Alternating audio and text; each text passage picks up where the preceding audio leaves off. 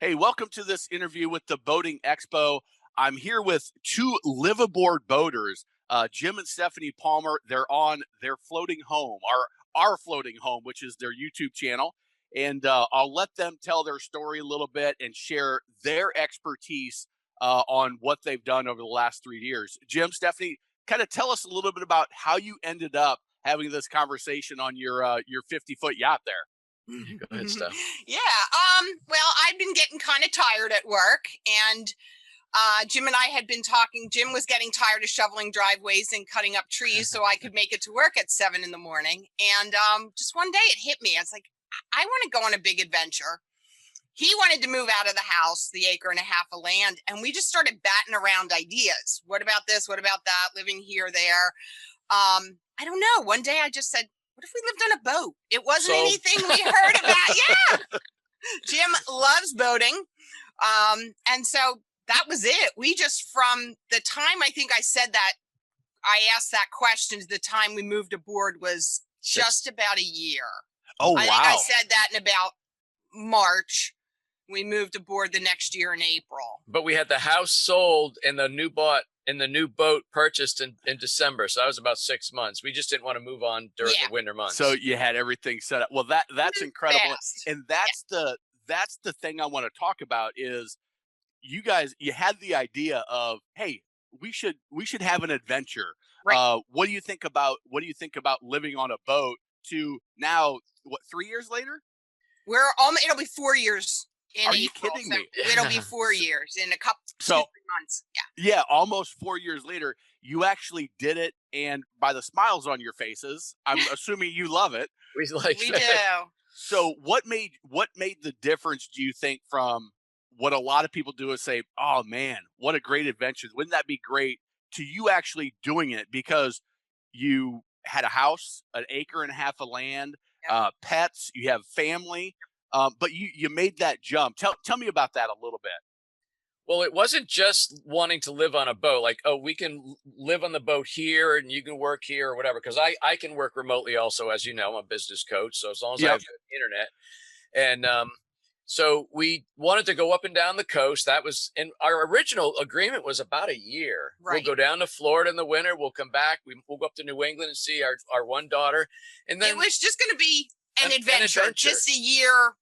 And now here we are coming up on 4 years. So, and literally it's like, the cool thing is, like, we change our backyard and our scenery either frequently or semi-frequently, depending where we are in the season and stuff. But we get to see so much. Steph got to see a manatee being born when we were in Cocoa Village. Mm-hmm. Wow. It was amazing. Literally a month ago on our way south, we're in Savannah as we're talking to you now. And we were anchored in this totally private cove. And Steph goes out and takes pictures of the sun coming up because they're always gorgeous. We never tire of that. And she was out there and it was kind of chilly morning, Matt. And I said, what are you doing out there? And there was 3 dolphins jumping and swimming right at our boat, just putting on a show. That is amazing. And that's, you never know what you're going to open those doors to. And that is incredible.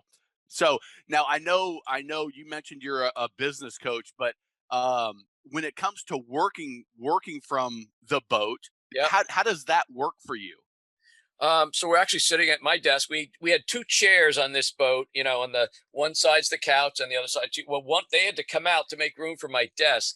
And I originally put on my big desk from home because we were just going to do it for a year.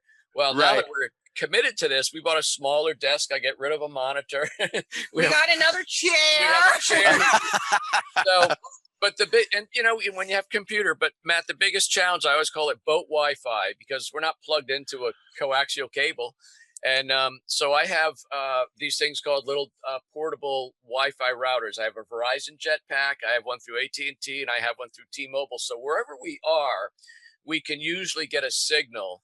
And in most places, we can get multiple signals. Sometimes marinas have Wi-Fi, and we'll tether off of them. But it's a big, every morning I'm checking how much data do I have. Because doing video calls eats up data. Oh, sure. It's a little bit of a challenge. I have an antenna on my radar arch. I have a little portable antenna that's in the window. So you're always figuring out these different ways. But you know what? That's just part of the deal. I mean, it is part of the adventure, is we keep figuring out these solutions to these little problems that we have. And you know, I don't know what's the expression. It's a first world problem or something. Yeah. How to get Wi-Fi on your yacht. But That's a rough one. Are you going to make it? Are you guys going to be okay? I know, yeah, we'll be right? okay. Well, we've been in places where there's no signal, not even a cell signal at all. There's a That's few rare. places, but it's rare. Yeah, Like that's Alligator very- River, North Carolina, you got like 2 hours. There's no signal, but that's pretty rare. Okay. So what kind of advice would you have for people that are kind of at that stage of, hey, honey, we need something different. We love boats. And we'll talk about your boating experience before you jumped into the liveaboard style. But what kind of advice would you have for folks that are where you were 5 years ago, let's say? I'd say, I mean, we can both talk about this, but I think the important thing is I've come to realize it's really different for everyone. Some people we talked to, it was a 10-year plan. They really, thought of it. If Matt knows Jim a little bit, Yeah. Jim doesn't let any moss grow under his feet. I mean, Jim, once Jim has an idea, it's like, House goes on the market. House goes on the market. Like, You said liveaboard? Okay, where's the real Yeah. Let's go. yeah, so it's really different for everyone. You have to know yourself what your goals are. And part of it also, as you know, part of my journey is 20 years ago I had cancer. I'm totally fine now, but that gives you a whole perspective on life. Like I was 42. Okay, maybe that's middle age, whatever. But I'm thinking, oh my God, do I have 5 years left or whatever? So we also figured out that we got married at 21. We had 4 kids. So we were still pretty young when we did this, but we didn't want to be like so old and you get to that final age. Okay, you're totally good with retirement. Now go do something. But then maybe you don't feel like it. Maybe you have bad health. Maybe one of us isn't here.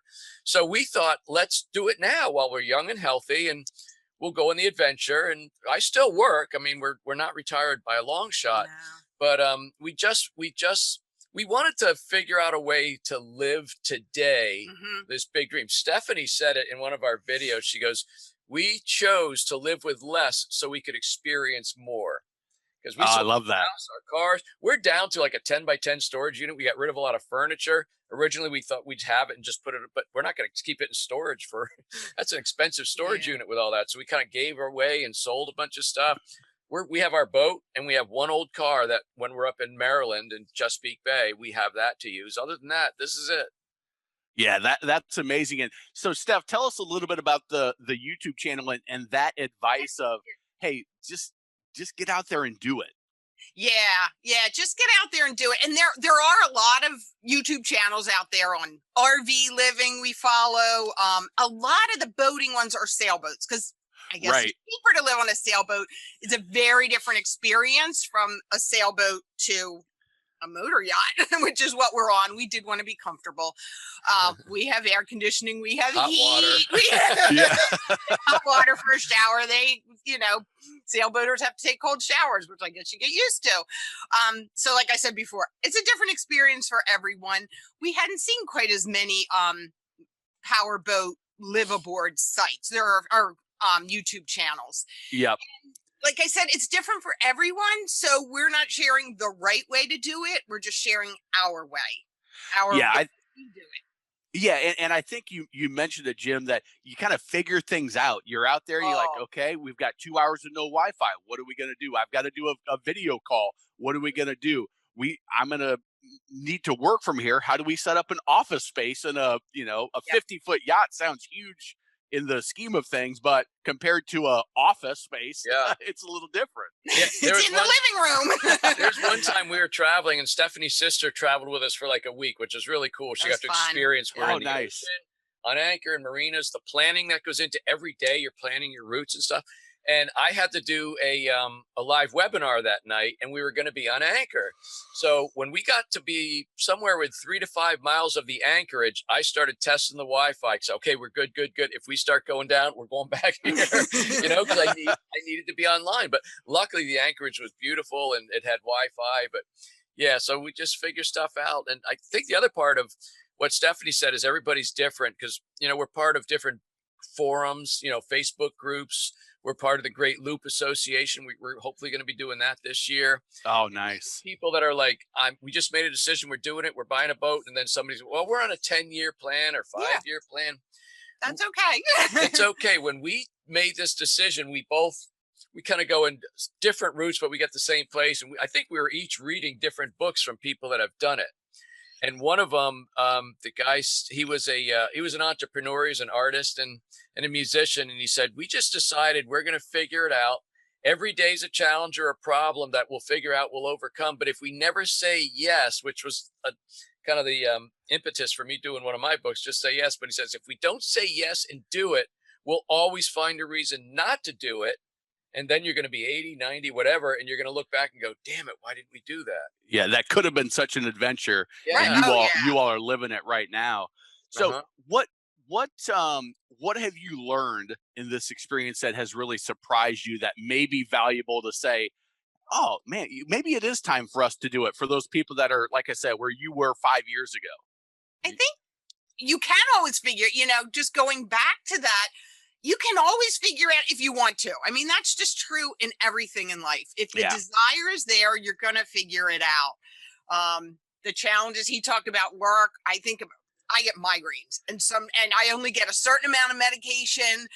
It's like, okay, we got to get to a pharmacy so that I can get the medicine. We're hopping on bikes. We've gotten to places where there aren't Ubers. Yeah.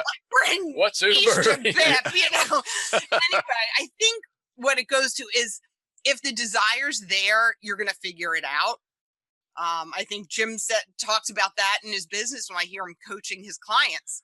If you really, really want to build this business, you're going to make it work. So if you really, really want to live aboard, you're going to make it work. And it's a little bit of an education also. Like, we still have the same doctors from when we lived in Pennsylvania. So we had to school them. Don't just send a prescription to the automatic. Oh, place. yeah. So they're both great. So she's on with her doctor saying, this is the pharmacy that's 2 miles from our boat. Send it here. The other day, she hops on her bike and rode 2 miles to the store. But I think the thing is, if the desire's there, you'll figure it out. The other thing we've learned, and it's probably our steepest learning curve, and we're only at the bottom of it, is weather. Oh gosh, weather is a challenge. From looking at a general forecast, is it going to rain today or is it going to be sunny? Now we have to know winds, what direction are they coming from, the waves, how tall are they, what's the period between the peaks, whether you go out or not. I mean, there's just so much to weather. And the different models, this model says it's going to go this way, that model says it's going to go this way, and which is right. And that's weather. Who knows? I don't know. I mean, do you have a source for that you've come to rely on, or there's a lot of different apps. I mean, Windy and Predict Wind are two. And the government has some, and then people have private apps that use government sources. NOAA. There's buoy weather. So if you are going to be offshore, the buoy actually tells you in real time what the waves are doing, what the wind's doing, etc. And you got to put all that into play depending where you are. I mean, the expression is, I'd rather be tied to the dock regretting that I didn't go out than out in the ocean regretting that I didn't stay tied to the dock. If it looks questionable, we're staying put. That's all there is to it. Oh, and you guys are on. We still had I remember the story. Jim was a personal business coach of mine, and we'll talk about that in a little bit. But I remember when you first went on one of your trips and your printer went flying off, and you had gone out in something that was maybe a little sketchier than you maybe would now. Absolutely. Tell us about some of those adventures that you've had. We've had quite a few adventures. Scary moments. Yeah. You're talking about the anchor dragon, I guess. I think our scare. We had somebody visiting about a week ago, and they're like, "Okay, what was the scariest?" And we batted some ideas around, and definitely dragging anchor one night in a storm. Went to bed. I remember taking the dog for a walk, going, "This is one of my favorite anchorages." There was a beach, and it was a beautiful evening. Went to bed, woke up at 11:30 to thunder and lightning, and I could hear a screaming noise. And I shot up and I went up and looked around, and we were heading toward these big commercial fishing boats. Oh, wow. And lightning, and I'm screaming, "Jim, get up here, start the boat." Just spinning around, current. He's like, I'm in my little night shirt, and he's like, "You got to go up and pull up the anchor, because if that gets wrapped around the props, we're dead in the water." I'm like, It's thundering and lightning. There was no good option, Matt, because I knew I had to start the engines and go forward to keep us from going backwards. But if I went too far and I wrapped the prop in the chain, then we're dead. So she bravely went up there, brought the anchor up, which came up quickly because it wasn't attached. It wasn't. Yeah. But, so if it's between the boat and your wife, it's the boat. We gotta say, you got to do it, huh? Get out there, Steph. I noticed he didn't put you behind the controls when he go up on the bow. Matt, come on now. Let's next question. I'm sorry. Thank you for doing this interview, by the way. I appreciate it. So the adventures. Let's talk a little bit about your boating experience before. You talked about some of the adventures that you've had and some of the situations, but was this your first boat? What previous experience did you have that led you here? Well, I grew up on boats beginning in like when I was a 6-year-old or 8-year-old kid. My grandfather had a 14-foot Crest liner with a 40 horsepower, and I thought that thing was Miami Vice fast. I learned how to water ski. Then my parents had a boat. My older brothers probably had 30 boats. So I've always been around boats, but I've never owned my own. The first boat we bought, once the kids moved out, we bought a 30-foot Sea Ray Sundancer. Before that. Oh, kayaks. We did have 2 kayaks. Okay. And it's so funny because a friend of ours says, well, if you're going to get into boating, I said, this is not boating. This is kayaking. Don't even. We still 2 different worlds. So we had kayaks for a few years. And then we bought a 30-foot Sea Ray Sundancer. It was our weekend boat, and we loved it. Oh, sleeping on the thing, going out there. I mean, so that's where I learned how to drive twin engines and things like that. And then we went from you were up in the Chesapeake with that, is that right? Yeah, the top of the Chesapeake Bay by Chesapeake City, the C&D Canal. And so we then traded that boat and our home for this boat. Okay. That's it. And that was it. So going from a little bit of boating experience as a kid to the 30-footer, and then the 30-footer to the 50-footer, which is, gas to diesel, right. A motor yacht you have, so it's big and tall. Talk to me about that learning curve and how you overcame those obstacles a little bit. Again, he just jumped in. And thank you, God, we're still floating, because the very first time after we bought the boat, I had to drive it 3 hours from where we bought it to our home port. And my Sea Ray, which had inboard, outboards, and cable shifters, so there's always kick it into gear, and then you can feel it. This is my wire; it's all electronic. So we're all untied. I'm getting ready to pull out a slip, and I hit it forward about the same way I was used to. Well, launches forward. I'm like, oh my God, it hit backwards.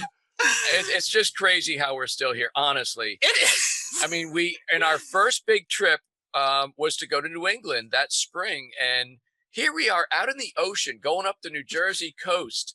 We had no business being in the ocean.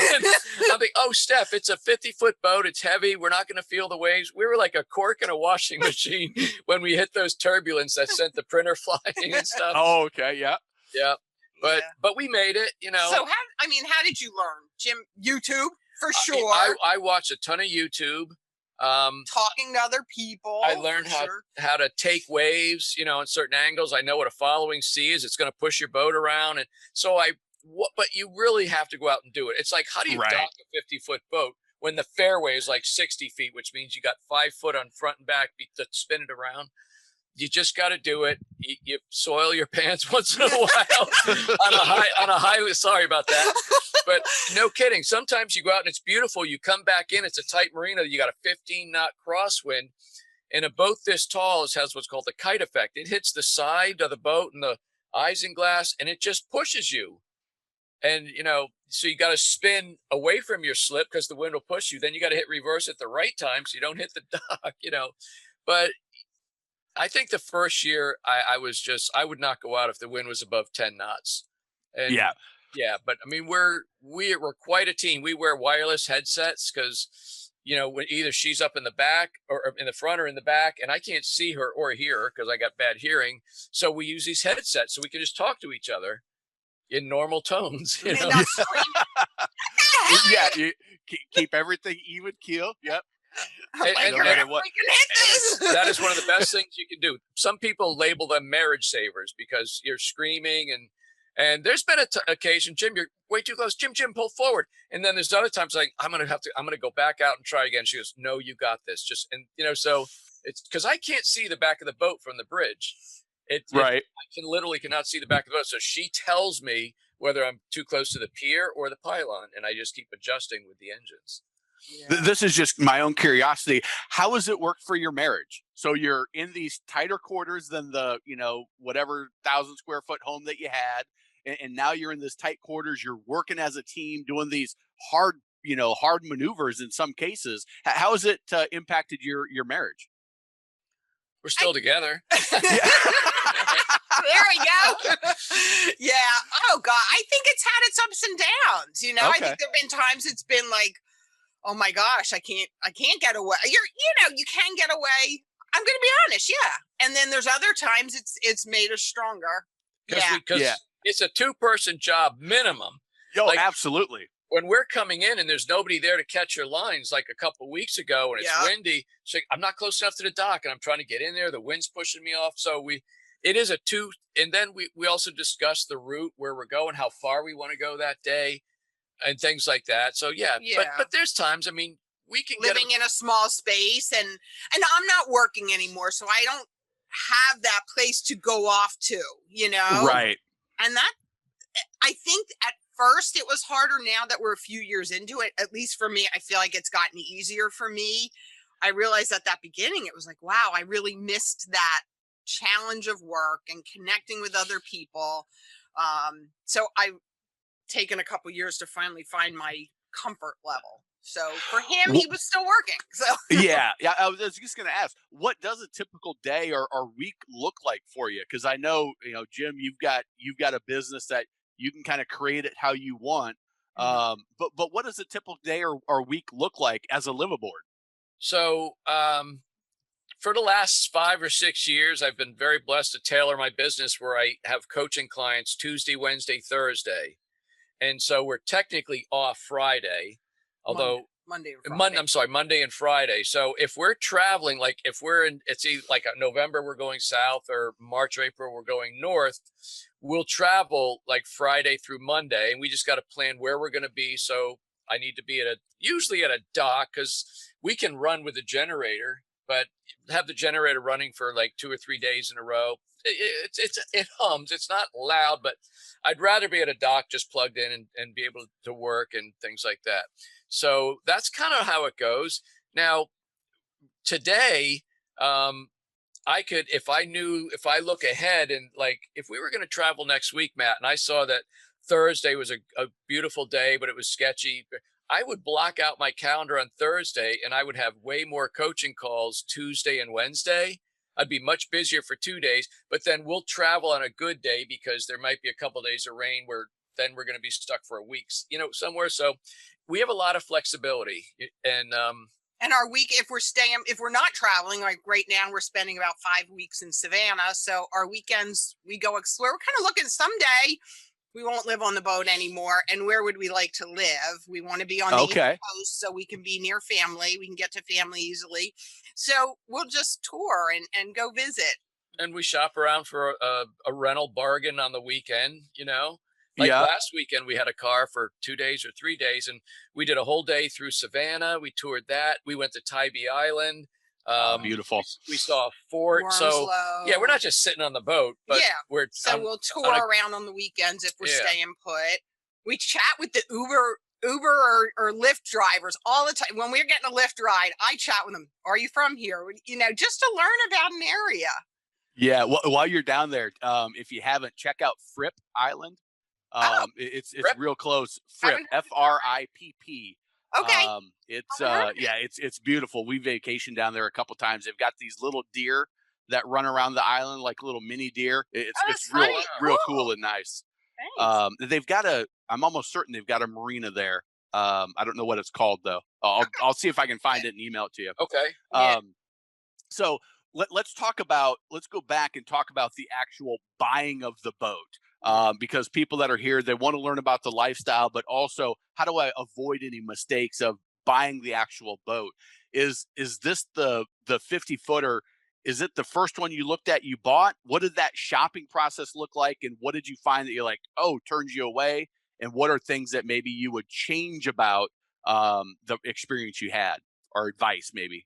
My parents had 2 Carvers, so I kind of liked Carver, but we were open to anything else. So we looked at different ones, Silver Tins and Chris Craft, but doing a lot of online shopping. And then we would go visit some boats. We got really Jim wanted one that would go fast. I wanted one that would go fast. I wanted a trawler. He wanted a boat that went fast. Interestingly enough, now we go slow.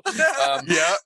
Yeah, just the fuel. You can ask me about that if you'd like. But so then I kind of settled in on a Carver 444 because it had a big, what's called a big swim platform and a cockpit in the back. Because we envisioned having our kids and grandkids. Yeah, we have 4 kids and 4 grandkids. Okay. Brothers, sisters, we both, yeah. And with we liked the aft cabin because behind that door right there, that wooden door, is our bedroom. And there's also a bedroom in the front. So a lot of aft cabins, you got to go up these stairs and then to the aft deck and then down a ladder to a small. So we really like that about the 444. So we saw a couple of those. And then one day we were at the Annapolis Boat Show and we went over to the used boat section on the little ferry there.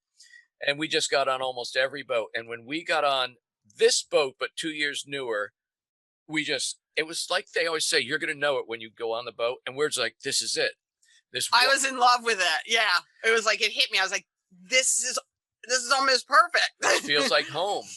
But it was a 2008. And it was out of our price range. It was about, $40,000 out of our price range. Can we come up with more money somehow? I was unaware of this model existed. So I went home and immediately got on the iPad and Googled the brand and the model, but I put in 2006, seeing and one came up and it was 3 hours from our house. It was luck. I mean, well, yeah.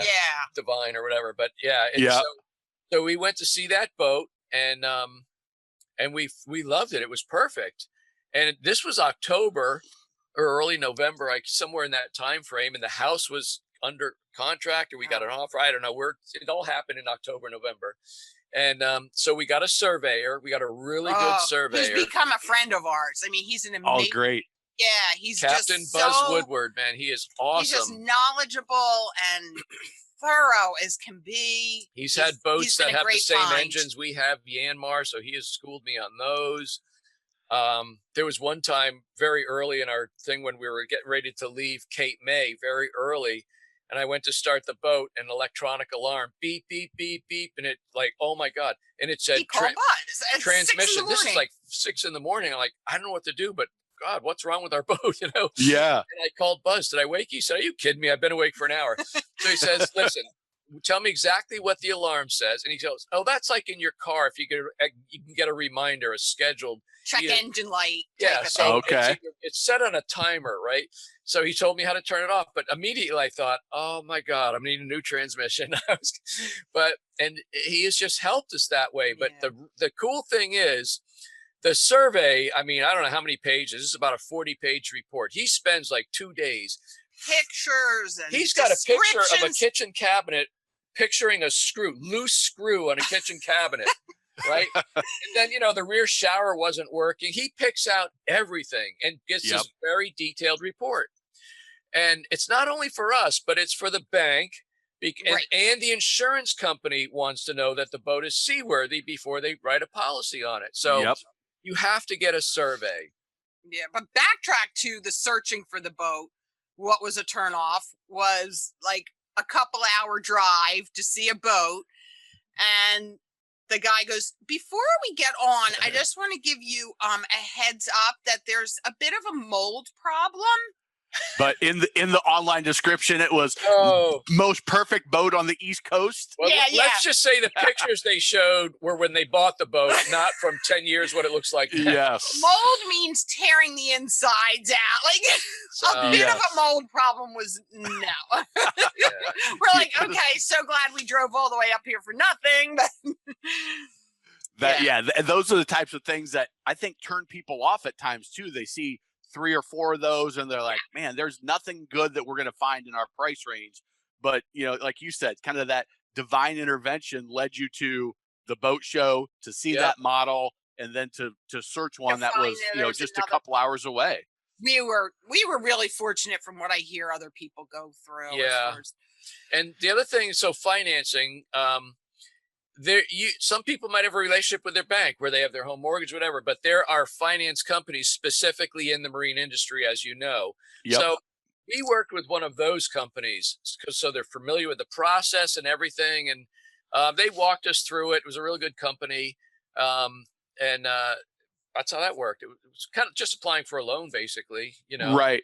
Did anything surprise you in that process? You had bought the Sea Ray, and then you moved up to in my opinion, a whole new class of boat. From the lenders, from the insurance standpoint, a whole new class. Yes. Did anything catch you off guard or surprise you during that process, if you can remember? Well, we didn't really get a loan to buy the Sea Ray, so we hadn't gone through that process. Okay. This was different. I mean, to buy a boat like this and to insure it. So, because the insurance, again, is not going to write it until, in fact, we have to get a survey within the next like 6 months because it's been almost 4 years. So they just you got to get a survey or they're not going to continue the policy. So I can understand that, right? you know, and part of the survey is not just front to back, but you have to pull the boat out of the water to check the hull. Mm-hmm. They hammer on it like 102 times, check for soft spots. If it's got an inboard outboard, they're going to check the boot, you know, the rubber where the outdrive. The bellows and all that. Yeah. There's a lot of different things that go into it. And I know some people that I don't need to do that. I'll just look at it. My brother's good. He'll look at it, you know, and they end up it costs them some money. But a liveaboard boat, I think, is you have to disclose that to your insurance company, right? I mean, that's a whole nother level of now that you're a liveaboard and running the boat as much as you do. It's interesting about that term. It's starting to get a little, I don't know, full-time cruiser. Full-time cruiser. Okay. A liveaboard. Don't call it we're not liveaboards, we're full-time cruisers. Okay. You go to some marinas, usually down south in these city-run marinas, there's boats that have never started in 20 years and they got crap all over the place. That's become synonymous with liveaboard. Gotcha. Full-time cruiser's always on the move. The boat actually starts and runs and things like that. So you want to be careful of that term. Okay. And the other thing we learned about insurance, Matt, is that they want to know where you're going to be cruising. So it's not just, go cruise. We're not allowed to like go out in the ocean past, 10 miles or something. No. And we're not ocean cruiser, the blue water cruiser, I think they call it. I mean, we can go out 3-5 miles and go up the coast, but you can't be like 50 miles out. We're not insured for that. And the other thing is we have to be above basically Brunswick, Georgia, once hurricane season hits. And we're not allowed to go south of that border until the hurricane season's over, like November 1st. So May 1st to November 1st. And we have to be north, which works for us. Yeah, and you can get different insurance or a rider. If you're going to be down there, it's just going to cost more, right? Because risk is much more large. Yeah, interesting. More large, edit that. Much more large. You kind of opened it up a little bit, and I had it on my list of questions, so we'll go there. Talk to me about the expense of being a full-time cruiser. Fuel, marina dock storage, or marina dockage and mooring, things like that. Sure. Go me over. I'll start and he can fill in. Let's see. If people have asked, compare it to living a dirt dwelling versus a floating dwelling. That's certain things are a wash. Yeah. It's hard to say. So we'll just talk about living aboard.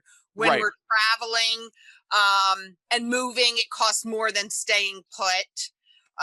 Staying put for a month, we'll look for a marina that'll usually there's a daily rate, a transient rate for a day or maybe a week, a month, and there's a seasonal rate, which we can get if we were going to stay on the Chesapeake for the whole season, from May to October, stay put there. When we're traveling, there's the cost of fuel and the cost of those transient slips, which are much higher. We try and cut it with anchoring out more often. When we had our dog, that was trickier. We can do it more often now that we don't have our dog. So what else am I leaving out? No, that's pretty good. We actually figured just in round numbers, it's almost 3 times the expense of traveling than like if we were to spend a month. So if you come in and take a transient slip for a night, on average, it's about $2 a foot. So we'd be $100. They usually get you for $8 to $10 a night for electric. So let's just say $100. But you can spend anywhere from say $700 to $1,200 a month to be in a slip. So that's dramatically. Yes. So at $100 a day, let's say 30 days, that's 3,000 versus even 1,000. Yeah. And then obviously if you're, we might take the boat out this weekend, just go explore a little bit, but not 60 miles. So we don't have the expense of the fuel. Those are the two driving things, fuel and the cost of dockage. So, Okay. So, we talked about we're going to do the Great Loop, which is circumnavigating the whole eastern part of the United States, including going up into Canada. And so that's going to be almost a year of basically transient. Right. So and on the move the whole time. Yeah. Yeah. You're running. So we'll talk about fuel and what we've done, because as I had mentioned earlier, I had heard about trawlers and felt they would be more livable, and I know they went slow, but they didn't use as much fuel. I'll be honest, to me, I thought it was a grandfather boat, and I wasn't ready to be an old grandfather, even though I'm a grandfather. I'm still young in my head. Yes, right? yes. So this boat, which is very comfortable, but it has almost 1,000 horsepower, it can get up and go like 26, 27 knots. But at that rate, well, you can get there quicker, but you're burning anywhere from 36 to 40 gallons an hour. Okay. Right. Is that per engine or no, total? Combined. Okay. Total. Right. So, 16, 18 gallons an hour or so per engine. And then we can motor at what I call a fast idle. So with a difference between a diesel and a gas is you can throttle gas completely up or down and anywhere in between, and it's sort of okay. A diesel is really made to run. But, if you're at an idle, as long as you're not straining the engine, meaning you can give enough RPM so it's pushing the boat through the water without trying to lift the bow, then it's not going to strain. But a diesel really wants to run hot so you don't get all the black smoke. Anyway, so we can run about 1,500 RPMs, Matt. And depending if we're going with the current or against the current, we can go anywhere from like 7 knots to 10 knots at 1,500 RPMs and only burn about 4 gallons an hour total. Oh, wow. So guess what? After the first year of going fast. Oh, my God. The fuel that first year, I think it was almost 2 years, was insane. It was just insane how much we spent on fuel. And I'm like, oh, honey, the engines need to be run fast. Okay. Yeah. Oh, yeah. I got that line a lot. I'm just doing what Buzz told us to do. That's exactly right. But so when we go slow, obviously, instead of doing 60, 80, occasional 100-mile days, we do 40 to 50-mile days. So it takes us longer to get there, but we're really in no hurry. Right. It shocks me about Jim, because Jim's always in a hurry. But I've grown to, look, I can pay more attention to, look at that greenhouse over there, with the dock or whatever. And plus you can't motor too fast on the intracoastal waterway. Parts of it. But, and the other thing which appeals to me right now is this whole trip down. This is our 4th time going south from the Chesapeake Bay to we're in Georgia. We're not in Florida. Yeah. But we saved almost $2,000 in fuel by going slow. Right. And so I talked to a really, really good Yanmar mechanic, because I thought you had to go slow and then speed up and slow. He goes, you can go slow all day long and then get it up on plane for like a good 10 minutes, real hot, and you're fine. That gave me so much freedom, Matt. So now we go slow all day long. I got to make sure we can pick it up in case we come into a town. You can't go fast there. So it really saves a lot of fuel, and I'm okay now going slow. It almost seems to me, with the lifestyle that you're living right now, it would be a little bit more enjoyable too, to really take it all in and see the manatees and the dolphin and all of the scenery that, for living in the suburbs like I do right now, I don't even have access to any of that. And at first we thought, we had found our first year we were going to be in Brunswick, Georgia at a marina. Well, we did it both. The time we went to Rhode Island, and we kind of said, we're going to be there December 1st. And we thought we had to be there December 1st. We made a reservation. We thought that was it. We've learned marinas they know they're mechanical flexible. Issues, weather issues, they're flexible. And as long as you contact them and say, look, we're running behind, we ran it.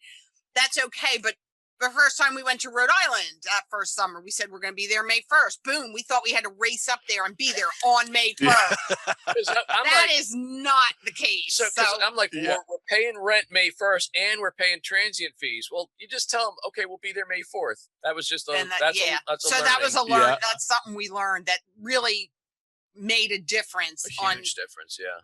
We'll be there when we get there, you know? Yeah. They're like, we've got a spot. Within As long as there's a spot when you get there, you're good. Yeah, we were about a week late getting here, but we stayed in touch with the marina because we accidentally hit ground and I had to have our props. That happens. It happens. You haven't been on a boat long enough until you tore up a prop a little bit. Your props are a little more expensive than a runabout. So we had to have our props taken off and reconditioned and put back on. So I just told them, look, we're going to be about a week late from where we thought. They said, oh, it's fine. Yeah. That anything else like that you've discovered over the last 4 years or so? Like you said, the Yanmar running. Hey, you can run at a low RPM. Just heat it up for the end of the trip or at some point. The transient slips and the dockage time. Anything else like that you've discovered that's been? My gosh, probably 1,000 things. I mean, I'm sure that's where go to your YouTube channel, Our Floating Home. We've learned a lot along the way. It's so hard to pinpoint. Well, you mentioned the YouTube channel. That's another benefit of going slow because not only does Steph shoot with her iPhone, but we have GoPro. She has all these attachments. So she'll put it hung off the front of the bow to catch the wake, you know? Uh-huh. And, she puts it here, there, and everywhere. What side are we going to dock on? She'll put the camera out there. She'll put it up there and catch our conversation. So that's really hard to do if you're ripping down the water. So yeah. That gets me to thinking, I don't know if this is getting way off, but what to learn. Being safe. We experienced about a month ago, we were docking. This was a city dock, town dock, free dock, sort of a day dock. And we were docking and a pontoon boat was coming in and they hit and the woman went overboard. Oh, wow. It was super scary. I still get chills thinking about it. And I think liveaboards, we are at fault. You get really comfortable because you do it so much, not putting that life preserver on when I'm hanging over the edge of the boat because I do it all the time. Yeah. And that just like seeing that woman go overboard, I tied up the back, our stern and just left. So Jim, I'm going to help her. Actually, she was on the back of the boat. We were coming in. She was going to tie up the stern line. I'm up and then I run up and I get the bow. And I saw it and I told her, Steph, she went in the water. And so she quickly tied up our turn and she went off to help him. I did not jump in. My kids think I jumped in the water. She saved her life. Legitimately. She went under and she was about to go under the boat and Steph grabbed her and, held her. Oh, wow. Yeah, it was pretty frightening. But I think safety is something to think about. You do it so much all day, every day. I know there are times I'm like, I'm doing so, and I watch these people on YouTube channels and I know they're doing the same thing. Like we just do it all the time it only takes one time to. Yeah. That's a really good point about getting comfortable. Probably that first year you were on top of it and it was very top of mind. And now that's been your life for so many years. Right. Yeah. That's a great point. We anchor, we think things through because of that one scary. That's a big learning curve as well. You don't just drop the anchor. It's how do you drop the anchor? How do you set it? How much road do you let out? There's anchor alarms so it can tell you if you're dragging. It's 4 years, and we're just now beginning to understand anchoring. Yeah. Well, and you said it about docking. You almost have to get out there and do it. Really, is understand there's a lot to learn, but at some point the rubber has to meet the road. You have to say yes and just do it. Really, that's it. Mm-hmm. So, well, let's talk. Let's go to the business side of things, the lifestyle. I appreciate everything you've shared. But let's talk about, hey, you're still working, I'll say full time. Yeah. You've created a business that you call a dream business. To talk about that a little bit and how it works, making a living while you're on your floating home. So in 2001, I started my first business. I've been doing this now for 20 years, but I became a coach and started teaching the things that I've learned to help me start a number of businesses. In 2009, I started coaching. And that has grown really nicely. I mean, you were part of my program for a while, and I can do that remotely. I was obviously doing it in my home office before, but now on the boat, just have our microphone and my camera. I can meet with clients. I have clients all over the country. And so again, Tuesday, Wednesday, Thursday, coaching clients. I coach entrepreneurs and small business owners on marketing and how to grow businesses and add revenue streams and things like that. So that's what I do. And I just do it remotely. I mean, I'm still doing exactly the same thing, which is interesting when you said, how do you get, Steph said, sometimes you need to get away from each other. I'm sure I say the same thing. Yeah. I mean, I heard him talk to people and it's like, oh my gosh, again. of course, I wear headphones. Be a new client. I've heard this speech before. Yep. Right. Yeah. I wear headphones, so she only hears my voice. Oh, you just said that for the 5th time today. Right? So she'll go out and ride her bike or something. But, yeah, it's worked out really well. And honestly, so I was Jim Palmer, the Dream Business Coach. Well, now I'm Captain Jim Palmer, the Dream Business Coach. And a lot of the graphics and content that I share is Captain Jim, because I'm a boat captain. And I use the boat as a symbol that, look, you can create a lifestyle that your business can help pay for. Yeah. So it's kind of proof, if you will. It's visual proof that this works. Yeah. Is there anything that you kind of got the boat to match? You knew you would be working on the boat? Anything that you've set up? You mentioned your Wi-Fi, or is it, hey, we make do? I've got my laptop and I've got my microphone and a video camera. I'm ready to go. We thought about like the laptop at the dinette, and Jim's like, I can't. I'm not a laptop he had guy. 2. Oh, really? Okay. Yeah, so he's got a desktop. When you were on my boat, you probably don't remember, but I had a pretty long desk, went this way, and it had 2 monitors. 2 monitors. So then he went to 1 monitor. With then he a went to a smaller smaller desk. So he's like pared down a printer. I have one 20-inch monitor, so I'm still not a laptop guy, but yeah. Okay. because I have multiple windows open at one time. I just can't my eyes. I can't look at the monitor. So we just made sure, when we got on the boat, that we knew I had to work. And again, there's a dinette. There's actually a small desk in the back bedroom, but I didn't want to be like tucked in this little corner because I spend a good part of at least 2 or 3 days a week here. And, right to the side here is a window so I can look out, which is a little hard when I'm looking at a client in a big yacht's going by. I'm kind of like, excuse me, I've got to go check on something. I'll be right back. Or if I see somebody docking next to me and I think, boy, they're getting awful close, I'm like, Stay focused. Stay focused.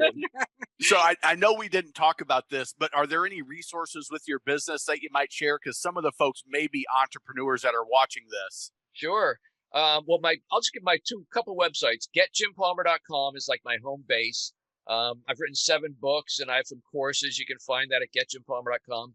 My specific coaching website is Dream Biz Coaching, DreamBizCoaching.com. And our YouTube channel, which is an amazing resource that Steph is running right now, is Our Floating Home. So you go to YouTube and put in Our Floating Home and we'll pop up.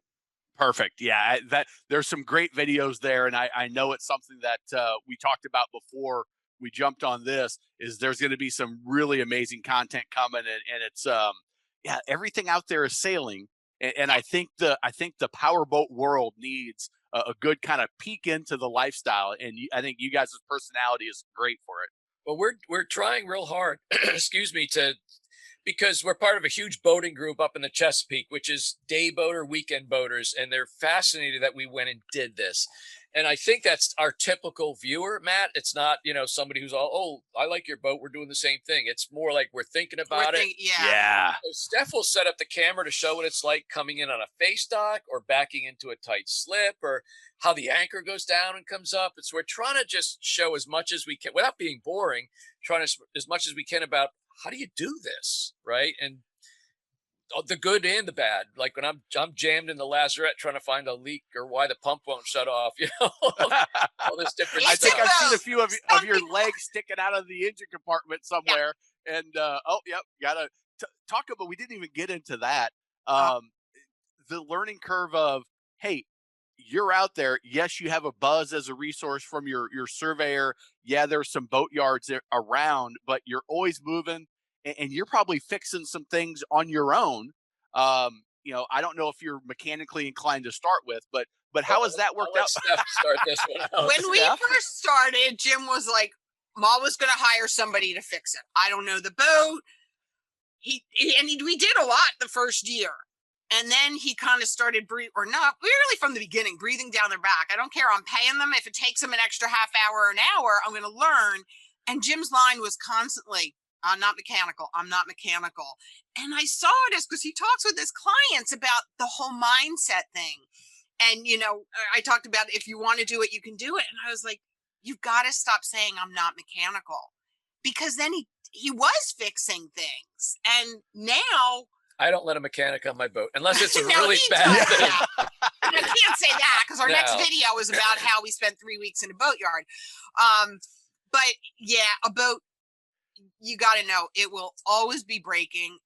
They're not made easy to fix. I mean, everything is a challenge. I can totally take apart our sanitation system from the toilet to the vacuum flush. I've done it all. I mean, it is a horrific job, but they charge you. they charge you $120, $140 an hour because it is a horrific job. So I suit up, gloves up, and I go fix it. And I'm kind of proud of myself for diving in because it's parts and my time and a little couple gross hours, but that's just one of the things. You know, a boat like this is beautiful. I think it's well made, but I don't think even a boat like this is made for full-time living for 4 years, right? Right. You know, Right. The vacuum flush system is plastic. You know, it's not like you got a 3-inch pipe in your house that goes out to the street, you know, so it requires regular maintenance. And I can do some different things on the engines. I've learned. I remember the first time he changed the Raycor filters. We were coming back from Rhode Island, and he's like, "Oh crap!" He's like, and we ducked into a cove, but like we were cheering. We're like, "Yes, we did this!" And so a Raycor filter, there's 2 filters that cleans the diesel fuel before it goes to the engine, and so we're motoring fast, and the tachometer starts going down, so it's starving for fuel. I knew that much, so I have to go change the fuel filter, and I changed it the first time. We fired the engine up. Steph shot a video. Boat stop. Jim Palmer fixes it. Yes, and the engine's I was like so proud. So now he does it all the time. Yep. Changes the oil, changes. Yeah, first time I had somebody change the oil, I paid them, but I watch them and I tell them, I'm going to watch you. I'm going to ask questions. You're charging me by the hour. If it takes longer, I understand, but I need to learn. So I'm just Yeah, that's great. What about you, Steph? Is there anything that you dive into as far as the maintenance around the boat and taking care of things? I don't know. Not like I don't know engine stuff and all that. Right. Not really. She's learned how to cook amazing meals. I mean, she's always cooked amazing meals. People do think we eat out all the time. We do, and we did eat out more the first year until we realized how much that adds up. So I enjoy cooking. But she has a 2-burner stove. We have a Breville toaster oven. And a microwave. And we've had like, you know, Thanksgiving meals and you know, we've gone from a kitchen where there was 1 giant cabinet for glasses, dishes, you have 5 drawers. We have 1 cabinet for everything. Yeah. And, you know, 1 or 2 food cabinets. So she's really learned how to. And there's challenges of keeping the boat stocked with food when it's not easy to just hop in the car and run to the grocery store. Right. Planning the meals. Laundry can be more. We do have a washer here, but it's small. We do small loads. So things like trekking up to a laundromat, or if a marina has laundry facilities, those things take longer than they do when you're living on a house. It's more challenging. Yeah. Okay. Very good. Well, anything that I haven't asked you guys that you think would be valuable for somebody that's kind of in that maybe it's something we should consider, or even in the process of we're doing it and we're on the path to finding our dream home, our dream floating home, I should say. I think the resources of other people, it was just huge, whether it's reading books, magazines, articles, different forums and groups you're a part of, connecting with other just people. That's where we've learned so much. Yeah, I've got 2 actually. teeing off on learning, because one of the things I say as a business coach, if you want to get somewhere faster, study someone who's actually done what you're doing. Yeah. So go to YouTube and look at forums. There's plenty of people that have written books about moving on boats. They're inspirational, they're valuable. But one thing that you didn't ask is, how do you get your mail? That's a big question. Oh yeah, yes. Yeah, that's right. So there's a couple, I don't know how many, but there's 2 big services for full-time travelers, whether that's by boat or RV.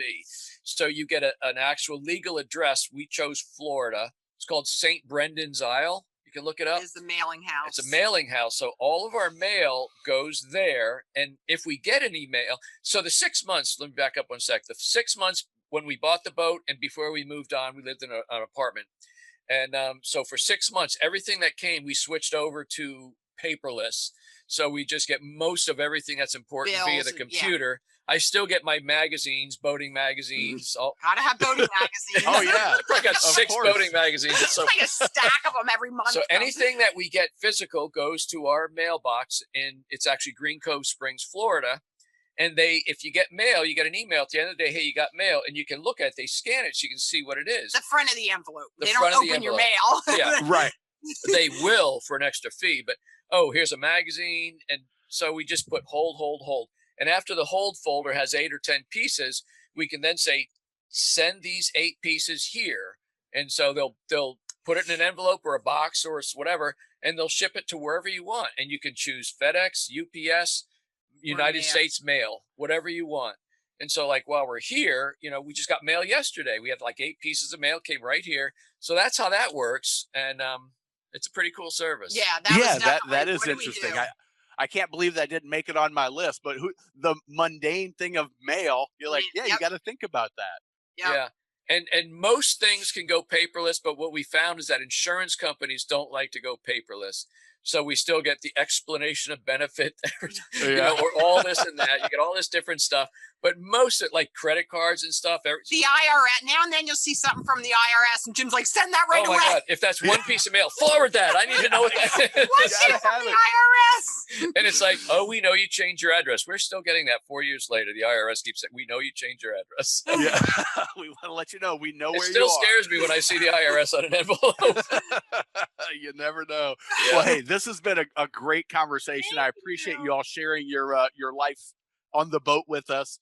Jim, I'm going to ask you something that you don't know is coming. Okay. Your book, Just Say Yes, I think is an incredible opportunity for people. Do you have it? I think that's our boat. Backwards. Yeah.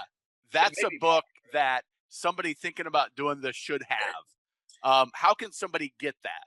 Well, they can go to Amazon and get it either through Amazon paperback. It's also available on Kindle. If you go to getjimpalmer.com, and one tab will be for my books, you can get it through me. We'll actually send you a free copy, but you just pay $6.95 shipping and handling. And there's also an audio version of that book. So what's interesting, because the story, Matt, is I had written 6 books, business marketing books.